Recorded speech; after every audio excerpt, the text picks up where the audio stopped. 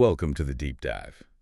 Today we are looking into a really fascinating sociology paper called the N13 thesis.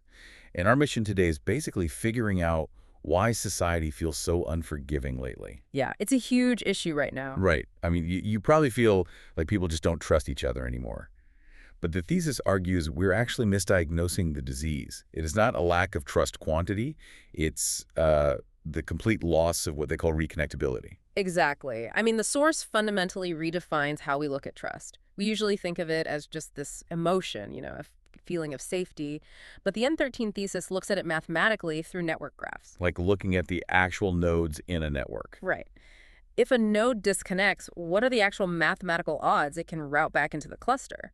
So I was thinking about this, and historically, social trust worked a lot like Velcro. You rip it apart, maybe you're falling out with a coworker or something, and it makes this awful loud noise, but you can just press it right back together. Yeah, the mechanics naturally allow for repair. Right. But the thesis says modern society has basically swapped that Velcro out for superglue.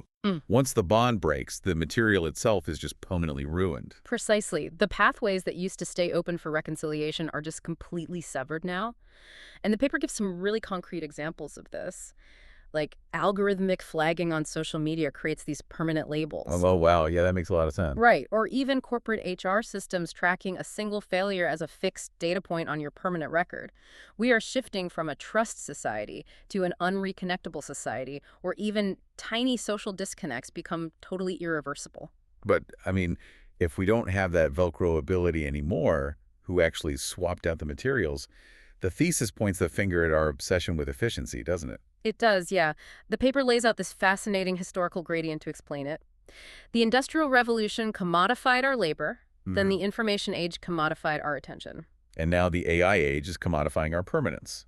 Exactly. Turning our mistakes into fixed, highly searchable data points. We basically traded all of our recovery margins.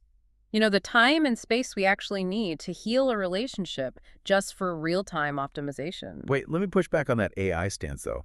Doesn't AI fundamentally act as a massive connection engine?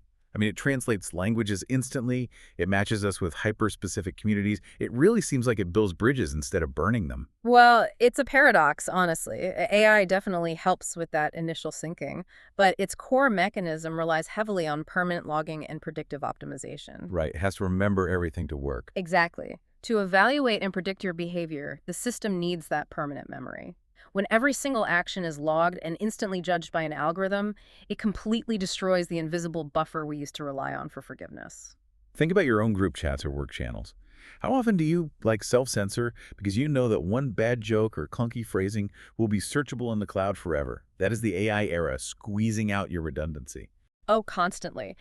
And that self-censorship leads directly into the societal trajectories the N13 thesis warns us about.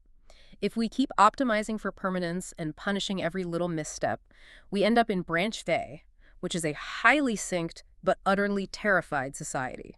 Because no one makes a move, since a single mistake is fatal. Right, a high-friction dystopia, and the natural human reaction to that kind of stress is just retreating, which leads to branch B. Where people just withdraw into isolated, distrustful bubbles, where they only interact with those who already agree with them, just to avoid the risk entirely.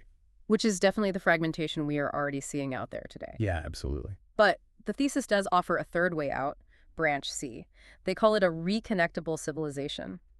This requires intentionally designing systems that value role fluidity and repairability. So it's an infrastructure built on the idea that failure is just a data point for growth, not some terminal condition.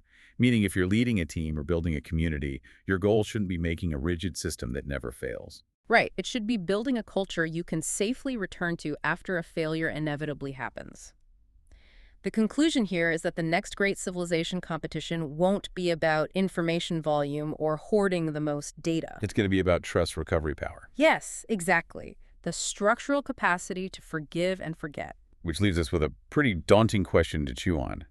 If a healthy, reconnectable society fundamentally requires the ability to forgive and forget, but the core function of our modern technologies to permanently record and predict, is true forgiveness even technologically possible anymore?